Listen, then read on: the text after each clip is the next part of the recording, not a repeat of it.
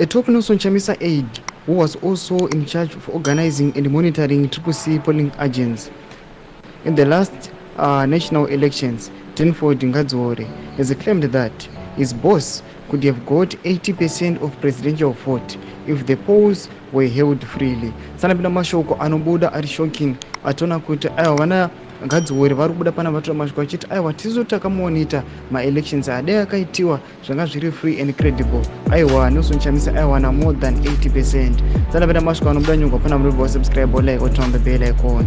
Tipina pana Bongo Bamchinzi on his X account, the fearless politician posted thus: Chamisa would wallop Mnangagwa in a free and fair elections. No post yamuru kona iyoyangwa chinzi. In a hostile and rigged environment, President Chamisa got 45% plus votes. If we are to have a free and fair election, Mukomana would get 80% plus.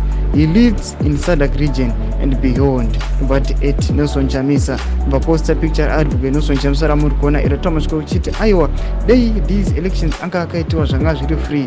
Vanhu vanyaso kuvota aiwa vanyaso express their own opinion zviri free pasina kuintimidate vanokumana fast. Aiwa my elections takaona results achibuda Nelson Chamisa ane more than 80%. Ndoda kuti aiwa the guys vakanga vari paground vaiona zvaitika. Tudze mafungiro enyu moti kudi pamusoro pemashoko ashocking anobuda itogwana na Tenford Ngadzore. Tudze mafungiro enyu aiwa pinda comment section medu, so subscribe or like, turn on the bell icon.